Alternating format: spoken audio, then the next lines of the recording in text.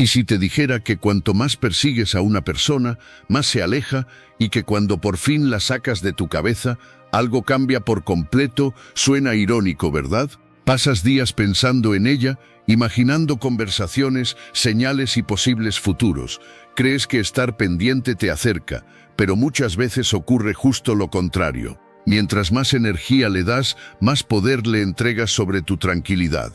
La filosofía estoica lleva siglos señalando una verdad incómoda. Aquello que intentas controlar con obsesión suele terminar controlándote a ti. Y aquí está la gran paradoja. Cuando recuperas tu atención, tu calma y tu propio camino, es cuando las cosas empiezan a moverse de una forma que no esperabas. Pero cuidado, porque no se trata de ignorar a nadie ni de jugar a estrategias. Hay una razón mucho más profunda detrás de esto, y cuando la entiendas, verás las relaciones de una manera completamente diferente.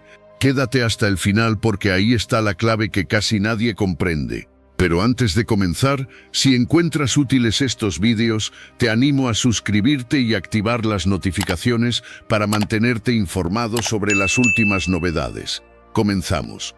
Capítulo 1. Cuanto más persigues, más se aleja. Voy a empezar con algo que probablemente ya sabes, pero que de alguna manera sigues ignorando. Y no te lo digo con mala intención.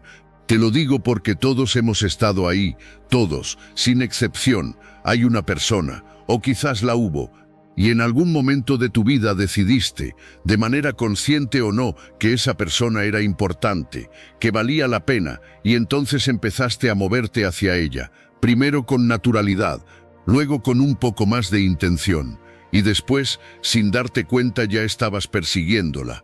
Ahí está el problema. Porque lo que nadie te cuenta sobre la persecución es esto: cuanto más corres detrás de algo, eso algo parece alejarse a exactamente la misma velocidad. Como si existiera una ley no escrita que dice que lo que necesitas con desesperación huye de ti, y que lo que sueltas con calma a veces vuelve solo. Piensa en esto un momento. Imagina un gato.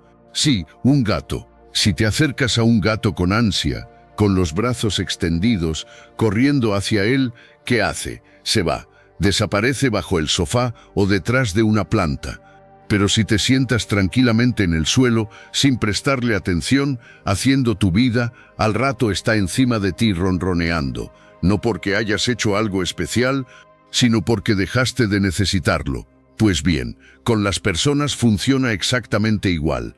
Y si te molesta la comparación, es porque en algún nivel la reconoces. Cuando alguien te llama 10 veces al día, ¿qué sientes? Probablemente una presión extraña, una especie de agobio que te hace querer poner distancia. No porque esa persona sea mala, sino porque la energía que proyecta te llega como una carga, no como un regalo. La obsesión, aunque venga disfrazada de amor o de interés genuino, genera en el otro exactamente eso: presión emocional, y la presión no enamora, la presión asfixia. Ahora cambia el punto de vista, pon esa carga en tus propios hombros. Cuando eres tú el que persigue, cuando eres tú el que mira el teléfono 20 veces por hora esperando un mensaje, cuando organizas tu día entero alrededor de si esa persona te va a contestar o no, ¿qué crees que estás proyectando? Exacto, necesidad. Y la necesidad en el contexto de las relaciones rara vez atrae, casi siempre aleja. Los filósofos estoicos tenían algo muy claro en esto, y no porque fueran expertos en relaciones sentimentales, sino porque entendían la naturaleza humana mejor que nadie. Decían que la tranquilidad interior no viene de conseguir lo que deseas, sino de depender lo menos posible de los resultados externos. Dicho de otra manera, si tu paz depende de si esa persona te escribe o no, ya perdiste antes de empezar, porque le has dado a alguien ajeno el control de tu propio estado emocional. Y eso, amigo o amiga, es mucho poder para regalarlo tan fácilmente a quien igual ni siquiera te lo ha pedido. Buscar de manera constante, pensar sin parar, analizar cada mensaje, cada silencio, cada mirada, cada visto sin respuesta, todo eso tiene un coste muy real, se llama ansiedad. Y la ansiedad es el idioma en el que habla la desesperación cuando no sabe cómo callarse. No es una señal de que quieres mucho, es una señal de que tienes miedo. miedo a perder algo que igual ni siquiera es tuyo del todo. Y aquí viene lo que nadie quiere escuchar, pero que necesitas oír. Ese miedo, por muy comprensible que sea, es lo que está empujando lo que quieres hacia el otro lado, porque el miedo huele, metafóricamente hablando, y las personas sensibles lo perciben enseguida, aunque no sepan ponerle nombre. Hay algo liberador en soltar, no en rendirse. Ojo, que no es lo mismo, y esa diferencia importa muchísimo. Rendirse es tirar la toalla con amargura, con esa sensación de que has perdido algo que era tuyo. Soltar es abrir la mano con elegancia y decir, si tienes que quedarte, te quedarás. Si no, ya habrá sido suficiente con lo que fue. Esa diferencia, aunque suene pequeña, lo cambia todo. Cuando sueltas de verdad, cuando dejas de necesitar con urgencia, algo en tu energía cambia de manera perceptible. Lo notan los demás, lo notas tú. Y muchas veces, paradójicamente, eso que perseguías empieza a moverse hacia ti, no porque hayas aprendido algún truco de seducción, sino porque dejaste de empujarlo con tu ansiedad. Así que la primera pregunta que tienes que hacerte hoy es esta: ¿estoy yendo hacia esa persona libremente o estoy corriendo detrás de ella con miedo? La respuesta a eso ya te dice todo lo que necesitas saber sobre el siguiente paso.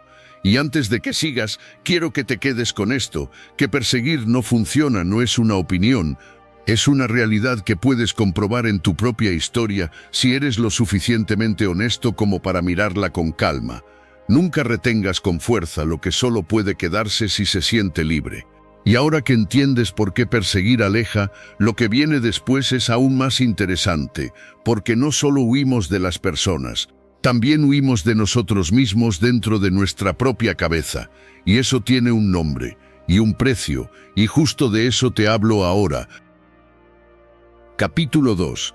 El error de pensar demasiado. A ver, seamos honestos, si hay algo en lo que los seres humanos somos absolutamente brillantes, es en complicarnos la vida con nuestra propia mente. No necesitamos enemigos externos, nos bastamos solos. Cuando alguien nos importa y las cosas no están del todo claras, el cerebro entra en un modo que podríamos llamar modo analista obsesivo. Y empieza el ciclo. ¿Por qué no contestó? ¿Qué quiso decir con eso? ¿Estará con alguien? ¿Le habrá parecido raro lo que dije el martes? ¿Y si le escribo? ¿Y si no le escribo? ¿Y si el silencio significa que ha perdido el interés? Y sí, puedes llevar días así, semanas incluso, y lo que va quedando al final de ese proceso no es claridad, es agotamiento puro, un cansancio que no tiene nada que ver con haber hecho cosas, sino con haber pensado en exceso. Dar vueltas al mismo pensamiento una y otra vez no lo resuelve, solo lo desgasta. Es como una lavadora que funciona sin ropa dentro. Gasta energía, hace ruido y al final del ciclo no ha limpiado nada. Tu mente funciona igual cuando la pones a trabajar sobre algo que no tiene solución inmediata. El problema no desaparece de tanto pensarlo, solo te cansas más tú. Y hay algo todavía más peligroso en todo este proceso que pocos señalan con claridad. Cuando idealizas a alguien desde la distancia, desde el silencio, desde la incertidumbre, esa persona deja de ser real, se convierte en una construcción tuya. Le pones las virtudes que te gustan, quitas los defectos que no cuadran, llenas los huecos que no conoces con lo que te gustaría que fueran. Y al final estás enganchado no a la persona real, sino a la versión que tú mismo has fabricado en tu cabeza, una versión que probablemente nunca ha existido. Y eso, inevitablemente, te desconecta de tu propia vida, de lo que tienes delante, de lo que es real y tangible. La filosofía estoica tenía una práctica muy concreta para esto. Se llama distinción entre lo que depende de ti y lo que no depende de ti. Y es brutalmente simple. ¿Puedes controlar si esa persona piensa en ti en este momento? No. ¿Puedes controlar cuántas veces tú piensas en ella? Sí, con práctica. ¿En cuál de las dos cosas estás gastando toda tu energía? Ahí está la trampa. Y es una trampa en la que caemos con una facilidad que da miedo. Pensar demasiado no solo agota, crea una realidad paralela en la que empiezas a vivir más que en la tuya propia. Te pierdes conversaciones reales porque estás en conversaciones imaginarias. Dejas de disfrutar de lo que tienes porque estás ocupado lamentando lo que crees que estás perdiendo. Llegas tarde a tu propia vida porque estás demasiado ocupado pensando en la vida de otro. La solución no es dejar de sentir. Sentir es parte de esto. Y quien te diga que no hay que sentir, te está vendiendo algo que no funciona. La solución es aprender a observar tus pensamientos sin convertirlos en tu jefe. Deja que pasen, como nubes. Las ves, las reconoces, incluso puedes decir: «Hola, ya te conozco, eres el pensamiento de esta mañana», y no te subes a bordo. Hay una imagen que lo explica bien. Imagina que tu mente es un río. Los pensamientos son hojas que flotan en él. Puedes quedarte en la orilla mirando cómo pasan, o puedes tirarte al agua y dejarte arrastrar por cada una. La segunda opción te lleva a ningún sitio útil y moja mucho. Cuando aprendes a estar en la orilla, recuperas algo muy valioso: perspectiva. Y con perspectiva, muchas cosas que antes parecían urgentes dejan de serlo. Muchas conversaciones que creías necesarias dejan de ser tan imprescindibles. Y muchos silencios que interpretabas como rechazo resultan ser solo silencios, sin más, sin drama, sin significado oculto. La práctica de los estoicos ante esto era muy concreta. Cuando un pensamiento te asalta, antes de reaccionar, hazte esta pregunta: ¿esto está dentro de mi control o fuera de él? Si está fuera, observa y suelta. Si está dentro, actúa. Tan simple como eso y tan difícil como eso. Así que la próxima vez que tu cabeza quiera hacer horas extra analizando lo que dijo, lo que no dijo, lo que miró o lo que ignoró, recuerda esto: pensar más no te da más respuestas, solo te da menos paz. Y la paz, en este proceso, es exactamente lo que necesitas para tomar buenas decisiones. La mente que no descansa no piensa con claridad, solo da vueltas. Y si lo que tienes que hacer es parar de pensar tanto, lo siguiente que necesitas entender es por qué soltar no es fracasar. Porque hay mucha gente que confunde el desapego con la derrota. Y ese malentendido les cuesta muy caro. Ahora te cuento por qué soltar, bien hecho, puede ser lo más inteligente que hagas en mucho tiempo. Capítulo 3. La magia de soltar. Esta es probablemente la parte donde más resistencia vas a sentir, porque en algún momento alguien te enseñó, directa o indirectamente, que soltar es perder, que si no luchas por algo con uñas y dientes, no lo mereces, que rendirse es de cobardes y de personas sin carácter. Y hay verdad en eso, sí, pero solo hasta cierto punto. Y el problema es que muchos nos quedamos pegados en ese solo hasta cierto punto sin preguntarnos cuándo cambia la ecuación. Porque existe una diferencia enorme entre luchar por algo que tiene sentido y aferrarte a algo que ya no te pertenece, o que quizás nunca fue del todo tuyo. Y esa diferencia la marca una sola cosa: si lo que haces te da energía o te la quita, si te acerca a la vida o te aleja de ella, si te hace crecer o te mantiene estancado mirando la misma pared. Soltar no es rendirse. Soltar es elegir tu tranquilidad por encima de tu necesidad de control, y eso no es debilidad. Es probablemente uno de los actos más valientes que puedes hacer, porque requiere reconocer algo que el ego detesta reconocer: que no todo está en tu mano, y que eso está bien. Piensa en alguien que agarra un puñado de arena con todas sus fuerzas, convencido de que así no se le escapará. ¿Qué pasa? Que cuanto más aprieta, más se cuela entre los dedos. La arena no se queda por la presión, se queda o no sola. Y si alguna vez hay que retenerla, la única forma que funciona es abrir la mano con cuidado y dejar que descanse en tu palma sin forcejear, sin ansiedad, sin miedo.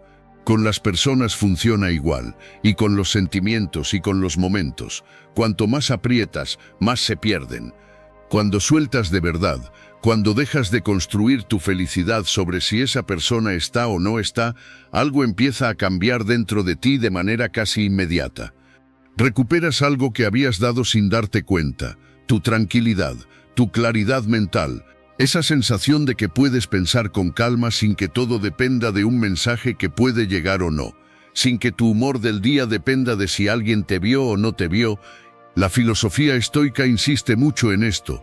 Marco Aurelio, que fue emperador romano pero que básicamente usaba su diario para recordarse a sí mismo cómo estar tranquilo en medio del caos, lo decía con una sencillez que impacta: No siempre podemos elegir lo que nos pasa, pero siempre podemos elegir cómo reaccionamos ante ello.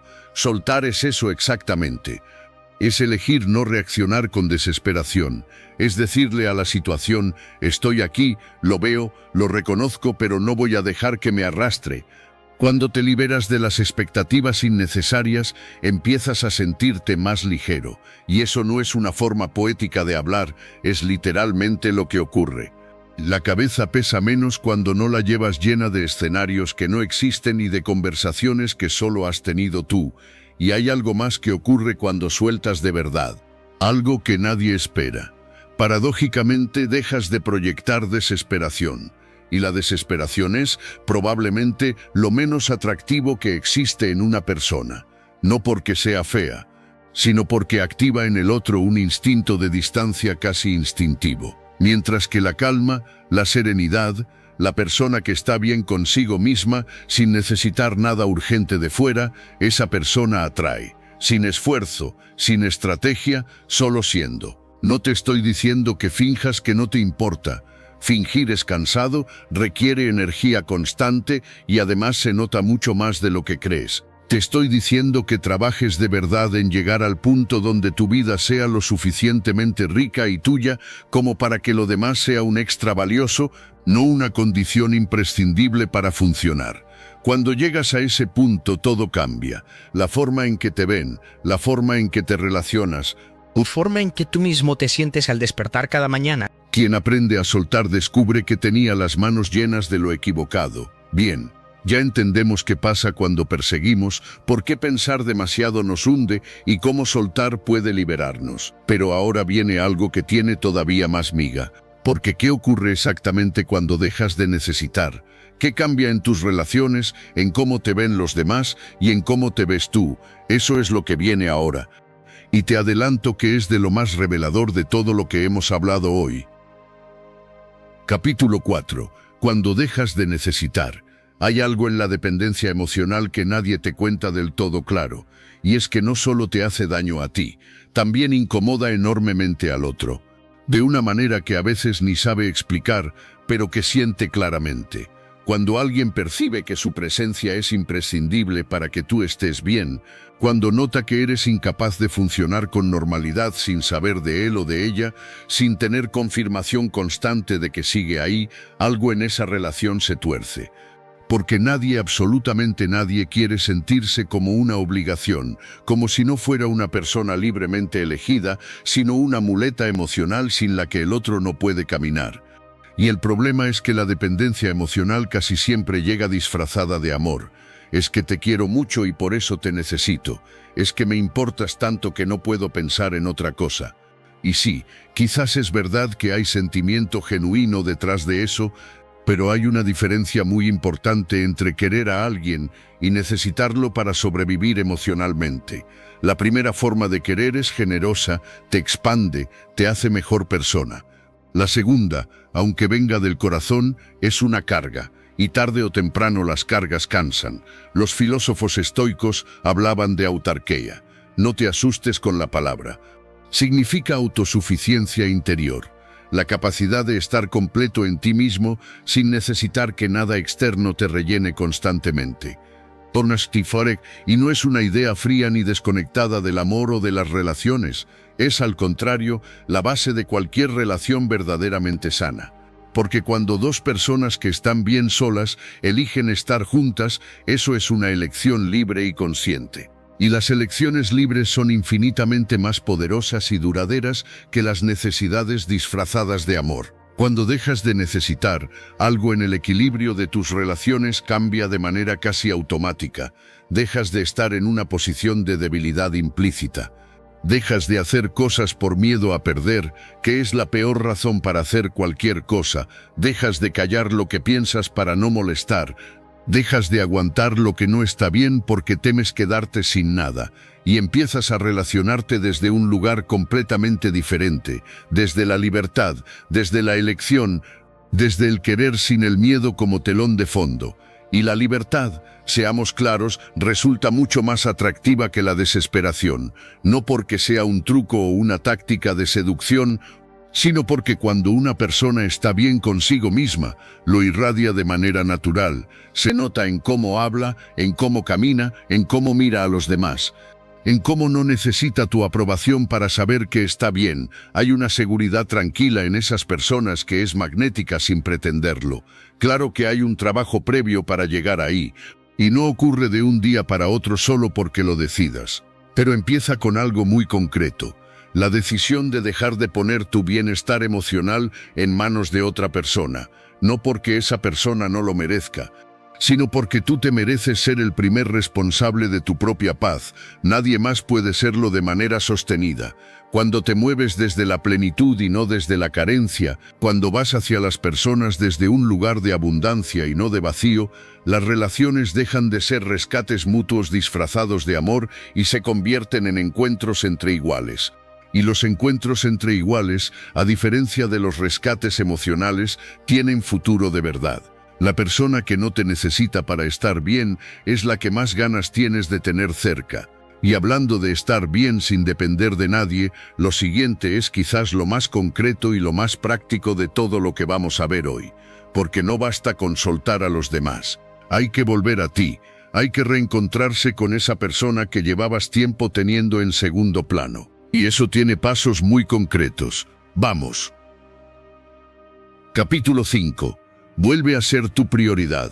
Este capítulo incomoda a mucha gente, y lo entiendo, porque hemos crecido con la idea de que pensar en uno mismo es egoísmo, que priorizar tu propio bienestar es una falta de consideración hacia los demás, que lo correcto es darte siempre en segundo lugar y poner a los demás primero, y nada más lejos de la realidad. No puedes dar lo que no tienes, no puedes ser un buen apoyo para nadie si tú mismo estás en ruinas por dentro, no puedes estar bien con nadie si primero no estás bien contigo mismo. Eso no es filosofía de postre ni frase de calendario motivacional. Es sentido común en estado puro. Cuando estás en esa espiral de pensar en alguien que no te da lo que necesitas, que aparece y desaparece según le conviene, que te tiene con la incertidumbre como única compañera constante, una de las primeras cosas que se va es el foco en ti mismo. Tus proyectos, tus metas, tus planes, tus ganas de hacer cosas, todo eso queda en un segundo plano mientras dedicas el grueso de tu energía mental y emocional a intentar descifrar a otra persona, a entender por qué hace lo que hace, a justificarlo, a encontrar la forma de estar bien a pesar de todo. Y eso es un lujo que no te puedes permitir, porque el tiempo que gastas pensando en quien no piensa en ti es tiempo que no estás invirtiendo en la persona más importante de tu historia, tú, sin rodeos, sin matices, tú. La filosofía estoica tiene un concepto precioso para esto. Se llama proaiesis. Básicamente es tu capacidad de elegir cómo usas tu atención y tu voluntad. Y dice que lo único que realmente te pertenece de manera incondicional, lo único que nadie puede quitarte mientras sigues siendo tú, es esa capacidad de elegir en qué enfocas tu mente. Todo lo demás, las reacciones de los demás, lo que piensan, lo que hacen o dejan de hacer, es exterior, no está completamente en tu mano. Y gastar tu proaiesis, tu bien más escaso, en lo que no depende de ti, es el mayor despilfarro que existe. ¿Y qué pasa cuando recuperas ese foco? No hablo de grandes gestos dramáticos. No hace falta hacer nada espectacular. Hablo de pequeñas decisiones diarias que van sumando. Retomar ese proyecto que dejaste a medias porque no tenías tiempo.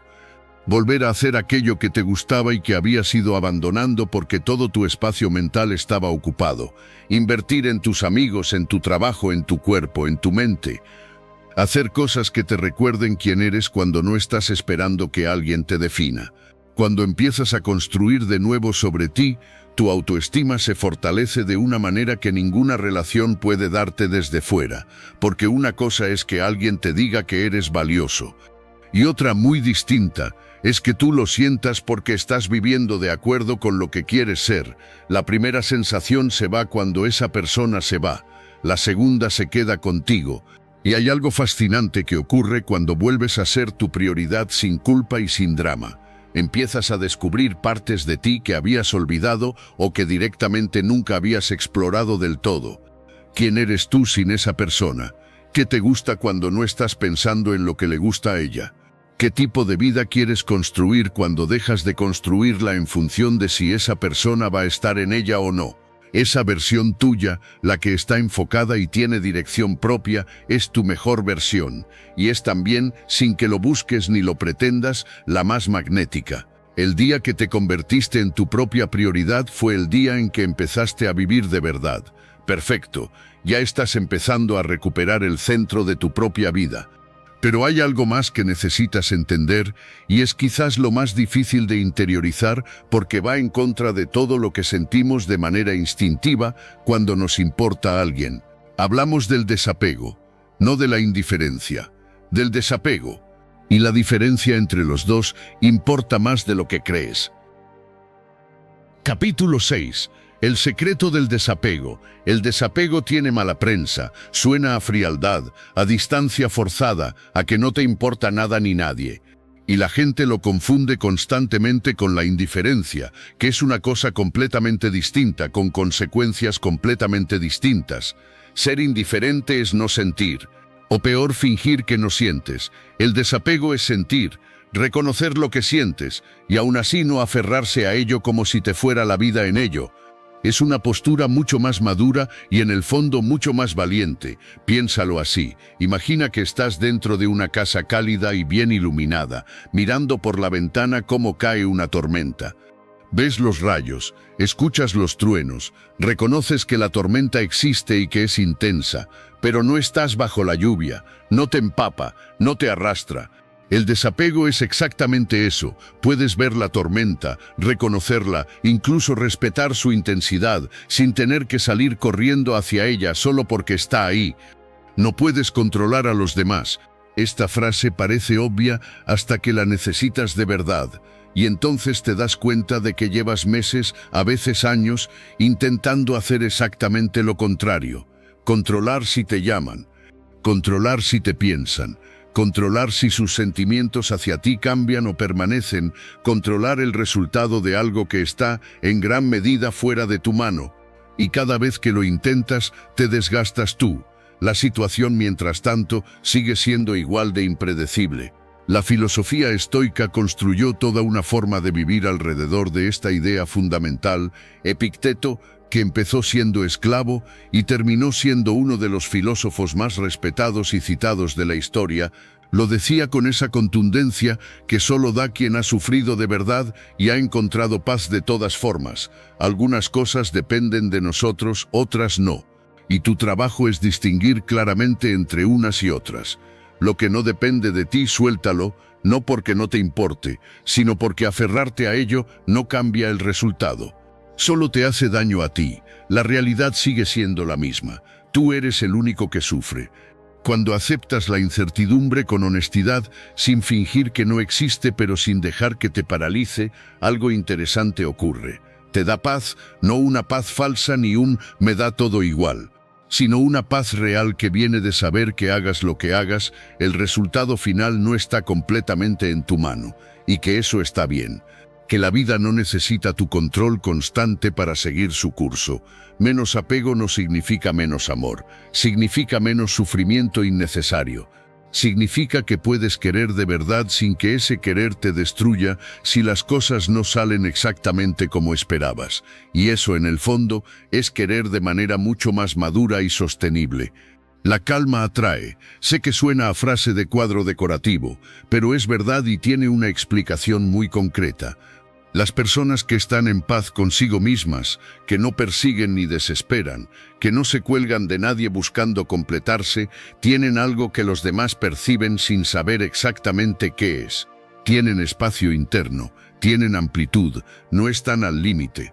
Y eso, curiosamente, es lo más invitador que existe, porque estar cerca de alguien así no cansa, al contrario, descansa. La desesperación, en cambio, activa en el otro un mecanismo de alejamiento casi instintivo, no porque la persona desesperada sea mala o no merezca amor, sino porque su energía pesa.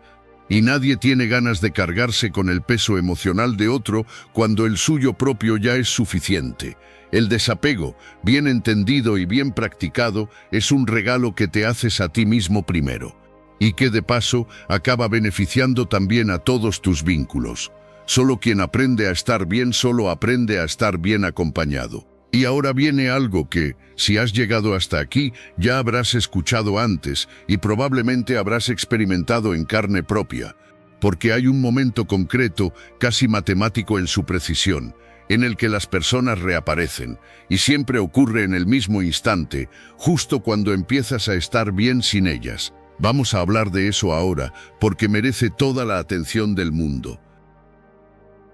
Capítulo 7. Justo cuando te olvida, vuelve. Si llevas suficiente tiempo en este mundo y has pasado por relaciones de verdad, habrás notado algo que parece sacado de una novela romántica, pero que ocurre con una frecuencia sospechosa en la vida real. Estás en esa fase de pensar en alguien sin parar. Revisas el teléfono, analizas sus últimas palabras buscando significados ocultos, construyes conversaciones imaginarias que nunca llegan a ocurrir. Y esa persona, por su parte, parece haberse evaporado del mapa como si nunca hubiera existido. Y entonces, por cansancio o por decisión, o simplemente porque ya no puedes más con ese peso, empiezas a soltar, empiezas a vivir tu vida de nuevo, empiezas a pensar en ti, a salir, a reírte con la gente que tienes cerca, a ocuparte de tus asuntos. Y justo entonces, con una puntualidad que resulta casi cómica si no fuera tan real, aparece un mensaje, una llamada, una señal de vida del lugar menos esperado. ¿Por qué pasa esto? Hay una explicación sencilla y directa, sin misterios ni magia. Cuando dejas de perseguir, dejas de empujar, y lo que ya no empujas deja de necesitar huir. La dinámica cambia porque el punto de partida cambia, ya no estás en posición de necesidad y eso transforma toda la ecuación. Pero hay algo más profundo que eso también. Cuando estás bien, cuando estás ocupado de verdad con tu vida, cuando no estás pendiente minuto a minuto de si alguien te busca o no, hay algo en tu actitud, en tu presencia, en cómo te muestras al mundo, que cambia de manera perceptible. Las personas que te rodean lo notan, y a veces esa percepción llega también a quien menos esperas. La filosofía estoica diría que esto no tiene nada de magia ni de coincidencia. Es simplemente que el estado interior se manifiesta de manera inevitable en el exterior. Cuando estás anclado en ti mismo, cuando no necesitas validación externa constante para sentirte bien, eso se nota en todo lo que haces. Y crea en los demás una percepción completamente diferente, la percepción de que eres una persona completa, con vida propia, con dirección, con interés genuino más allá de esa relación. Muchas personas reaparecen inesperadamente en cuanto perciben ese cambio en ti, a veces porque genuinamente han necesitado distancia para darse cuenta de lo que había. A veces porque tu nueva energía les resulta más atractiva que la que proyectabas antes. Y a veces simplemente porque la distancia les ha dado perspectiva que el día a día no les permitía tener. Lo que forzabas antes surge de forma natural, y eso no significa que tengas que recibir con los brazos abiertos a todo el que vuelva. El regreso de alguien no es automáticamente una buena noticia. Depende de por qué vuelve, depende de qué trae consigo. Y depende, sobre todo, de si tú quieres de verdad lo que vuelve o si ya has seguido adelante hacia algo mejor. Pero lo que sí es siempre, absolutamente siempre, una buena noticia es que llegaste a ese punto por ti mismo, que trabajaste en ti lo suficiente como para no necesitar que nadie volviera para sentirte completo. Eso ya es la victoria real, independientemente de lo que ocurra después. Cuando dejé de buscarla, la vida empezó a traérmela. Bien, hemos visto que cuando te olvidas de perseguir, la dinámica cambia. Pero para llegar a ese punto hay algo que necesitas desarrollar que va mucho más allá de una actitud o de seguir un consejo. Es una forma de ser, una forma de estar, y se llama estar bien solo. Que suena sencillo, pero que pocos saben hacer de verdad cuando llega el momento de ponerlo en práctica. De eso va lo que viene ahora, y es de lo más importante de todo. Capítulo 8. La fuerza de quien está bien solo.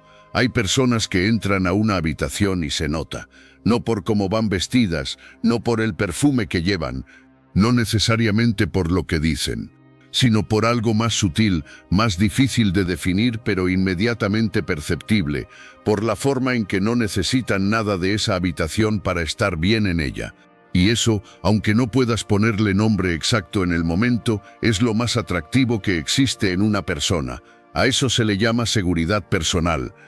Y es muy distinta de la arrogancia, que es su primo problemático y bastante molesto. La arrogancia necesita audiencia constante para existir. Necesita que la vean, que la admiren, que le confirmen que está por encima. La seguridad personal no necesita nada de eso. Está ahí si te fijas en ella, está ahí si no te fijas. No depende de tu aprobación ni de tu mirada para ser real. Estar bien solo no significa que no quieras compañía. No significa que seas una isla, ni que hayas renunciado a conectar con los demás. Significa que no necesitas esa compañía para funcionar, que puedes pasarte un sábado entero contigo mismo y no es una tragedia, que el silencio no te asusta, que tu propia presencia no te resulta incómoda. Y esa diferencia, aparentemente pequeña, lo cambia todo, especialmente en cómo te relacionas con los demás. Cuando necesitas validación constante, cuando dependes de que alguien te confirme que eres suficiente, que eres interesante, que mereces atención y presencia, entras en una dinámica muy desgastante para todos los implicados, porque nadie puede darte esa seguridad desde fuera de manera permanente y estable. Puede hacerlo un rato, puede llenarte durante un tiempo, pero si no tienes una base propia, sólida, construida desde dentro, siempre estarás buscando la siguiente dosis, y eso cansa al otro. Y, lo que es peor, te cansa a ti sin que llegues nunca a llenarte de verdad. La filosofía estoica practicaba algo que me parece brillante por su sencillez radical. Dedicaban tiempo deliberadamente a estar solos, sin distracción, sin entretenimiento externo, simplemente con su propio pensamiento. No como castigo ni como ejercicio de austeridad extrema, como práctica consciente, para acostumbrarse a su propia presencia, para descubrir que son suficiente compañía, para aprender que su mente, bien dirigida y bien habitada, es un lugar donde se puede estar bien. Cuando aprendes a disfrutar de tu propia compañía de verdad, algo cambia profundamente en cómo buscas a los demás. Dejas de buscarlos para llenar un vacío que te incomoda. Dejas de buscarlos por miedo a quedarte solo con tus pensamientos y empiezas a buscarlos para compartir algo desde una plenitud que ya tienes, para sumar, no para completar. Y eso, que suena casi demasiado bonito para ser real, marca una diferencia abismal en la calidad de todo lo que construyes con otras personas. Las relaciones dejan de ser una necesidad y se convierten en una elección. Y cuando eliges libremente, eliges mejor. Te acercas a quien realmente te suma y te hace crecer. Te alejas sin drama ni culpa de quien no te conviene. Y dejas de aguantar cosas que antes aguantabas con resignación por miedo a quedarte sin nada. Practica estar contigo. Al principio incomoda, sí, es normal y no significa que algo esté mal en ti. Estamos poco acostumbrados al silencio propio en un mundo que llena constantemente todos los espacios con ruido y distracción. Pero con el tiempo ese silencio se convierte en claridad. Y la claridad en dirección. Y la dirección en una vida que tiene más sentido. Quien no se busca a sí mismo acaba perdiéndose en los demás. Casi hemos llegado al final de este camino. Y lo que viene ahora es quizás lo más difícil de aceptar para quien tiene prisa, para quien quiere resultados inmediatos, para quien lleva demasiado tiempo esperando algo que siente que debería haber llegado ya. Porque la vida a veces tiene sus propios tiempos, y forzarlos no solo no funciona, a veces arruina exactamente lo que estaba a punto de llegar solo. Sigue leyendo. Capítulo 9. Todo llega a su tiempo. Esta frase la habrás escuchado 1000 veces y probablemente en algún momento te ha sacado bastante de quicio. Porque cuando estás en medio de la impaciencia, cuando llevas meses o años esperando que algo llegue o cambie o se resuelva por fin, que alguien te diga todo llega a su tiempo, suena a excusa, a frase hecha sin sustancia, a consuelo barato de quien no entiende lo que tú estás viviendo, pero hay algo profundo en esa idea que merece la pena mirar de cerca. No como resignación pasiva, ni como invitación a no hacer nada, como comprensión real de cómo funcionan ciertas cosas. No puedes acelerar ciertos procesos. Y no porque el universo sea lento ni porque la vida sea especialmente injusta contigo, sino porque algunos resultados solo son posibles cuando antes han ocurrido otras cosas en un orden que tú no siempre puedes controlar. Es como intentar recoger la fruta del árbol antes de que haya madurado. Puedes tirar de la rama con todas tus fuerzas y con la mejor intención del mundo, pero si la fruta no está lista, no servirá de nada. Solo te cansarás tú y quizás dañarás lo que podría haber llegado solo con un poco más de paciencia. Las relaciones, los sentimientos, los momentos en que algo encaja de verdad, tienen su propio ritmo interno. Y la impaciencia, además de no ayudar, muchas veces estropea activamente lo que estaba en camino, fuerza situaciones que necesitaban más espacio, genera presión donde hacía falta calma, y espanta lo que estaba empezando tímidamente a acercarse. La filosofía estoica habla del amor fati, que significa literalmente amor al destino, no en el sentido fatalista de que todo está escrito y no hay nada que hacer, sino en el sentido de abrazar lo que ocurre, incluyendo los tiempos de espera, los procesos lentos, las incertidumbres que no se resuelven cuando quieres, como parte necesaria del camino, no como obstáculos a superar con urgencia, como parte del proceso que te está formando mientras tanto. La paciencia evita errores emocionales, y hay muchos errores dolorosos que cometemos precisamente por no saber esperar. Enviamos mensajes que no debíamos enviar en ese momento. Forzamos conversaciones que no estaban listas para tener lugar. Tomamos decisiones precipitadas que tardan mucho más en repararse que lo que nos hubiera costado simplemente esperar con dignidad. La vida tiene sus propios ritmos. Tu trabajo no es acelerarlos a toda costa, tu trabajo es estar listo cuando lleguen, y para eso lo mejor que puedes hacer es ocuparte de ti mientras tanto, vivir de verdad, crecer, estar bien, para que cuando llegue lo que tiene que llegar, te encuentre en tu mejor versión y no esperando en el andén con las maletas hechas desde hace demasiado tiempo, mirando todos los trenes que pasan sin subir a ninguno. Lo que es para ti encuentra el camino, no siempre en el momento en que lo quieres, no siempre de la manera exacta en que lo imaginabas, pero llega. Y cuando llega en el momento justo, encaja de una manera que ningún forzamiento previo hubiera conseguido reproducir. El árbol que da los mejores frutos es el que no tuvo prisa en crecer. Y ahora sí, hemos llegado al final del camino de hoy, y el último capítulo no es un cierre formal, es una imagen. Una imagen muy concreta de ese momento exacto, ese día puntual en que todo cambia, cuando llegas al punto de no retorno, cuando por fin dejas de esperar, y lo que ocurre después de ese momento. Capítulo 10. El día que dejaste de esperar. Hay un momento concreto y reconocible, y quien lo ha vivido de verdad sabe exactamente de qué estoy hablando en cuanto lo nombro. Un día, sin que suene ninguna alarma, sin que nadie te lo diga, sin que ocurra ningún evento dramático que lo marque en el calendario. Simplemente dejas de mirar el teléfono con esa expectativa tensa, no como decisión consciente tomada después de mucha reflexión, no como gesto de orgullo para demostrarle algo a alguien, simplemente porque tu mente ya no está ahí de la misma manera, porque algo dentro de ti ha cambiado sin hacer ruido. Y esa persona, ese mensaje que esperabas, esa confirmación que llevabas tanto tiempo necesitando, ya no son lo primero en lo que piensas cuando abres los ojos por la mañana. Ese día llega. Para todos, si haces el trabajo de verdad, no te digo que llegue rápido, no te digo que el camino hasta ese punto sea cómodo ni fácil, pero llega. Y cuando llega, se siente diferente a todo lo que creías que iba a sentirse. Pensabas que iba a doler más, o que ibas a sentirte vacío, como si hubieras perdido algo grande.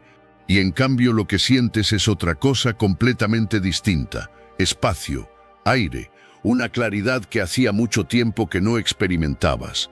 Tu felicidad vuelve a depender de ti. Y eso, que suena tan sencillo cuando lo dices en voz alta, es en realidad una de las cosas más poderosas que puedes experimentar. Porque cuando tu bienestar deja de estar condicionado a la presencia o ausencia de otra persona, recuperas una soberanía sobre tu propia vida que es difícil de explicar con palabras y muy fácil de reconocer cuando la sientes. Encontraste paz sin respuestas inmediatas, y eso dice mucho de ti y del trabajo que has hecho. porque una de las cosas más difíciles que existen es aprender a vivir bien en la incertidumbre, sin saber exactamente qué va a pasar, sin tener el control de todos los factores, sin el final de la historia confirmado, y hacerlo de todas formas, estar bien de todas formas, construir tu vida de todas formas. La filosofía estoica que hemos ido viendo a lo largo de todo este camino juntos tiene una idea final que me parece perfecta para cerrar esto. Habla de la eudaimonía, que sería algo así como la plenitud o la vida bien vivida. Y dice algo muy concreto: esa plenitud no viene de las circunstancias externas, no viene de que las cosas salgan como quieres, no viene de que las personas se comporten como esperas, viene de dentro, de cómo te relacionas contigo mismo, de la coherencia entre lo que piensas, lo que sientes y lo que haces en el día a día. Y ese día, el día que dejaste de esperar, fue quizás el primero en mucho tiempo en que las tres cosas estuvieron alineadas sin que te lo propusieras conscientemente, sin esfuerzo. Solo porque por fin decidiste dejar de vivir en función de lo que podría pasar y empezar a vivir en función de lo que era real y presente y tuyo. Y fue entonces cuando todo empezó a cambiar. No de golpe, no con fuegos artificiales ni con grandes revelaciones dramáticas, sino de la única manera en que cambian las cosas de verdad, despacio, desde dentro, sin que lo notes del todo hasta que un día miras atrás y no reconoces a la persona que eras antes. Esa persona que miraba el teléfono cada 5 minutos, que construía conversaciones que nunca iban a ocurrir, que postergaba su propia vida esperando que alguien le diera permiso para empezar a vivirla. Esa persona la dejaste atrás y lo más sorprendente de todo, no la echaste de menos. Porque la que llegó en su lugar es mucho mejor compañía, para ti mismo y para todos los demás. Hay una frase que me gustaría dejarte al final de todo este camino que hemos hecho juntos. No sé quién la dijo, pero me parece la más honesta de todas las que podrían cerrar esto. Cuanto más dejé de buscarme en los demás, más me encontré en mí. Y el día que me encontré, ya no necesité que nadie me buscara. Gracias por llegar hasta aquí. Esto no es el final, es el principio de algo que solo tú puedes construir. Si has llegado hasta aquí, escribe en los comentarios. Cuando sueltas, ganas. Te invito a suscribirte, activar las notificaciones y comentar para que YouTube reconozca que estos videos son útiles para personas como tú. Esto nos motiva a seguir creando contenido similar en el futuro. Te sugiero revisar los 2 últimos videos que te recomendamos. Agradezco sinceramente tu tiempo y apoyo. Nos vemos en nuestra próxima aventura.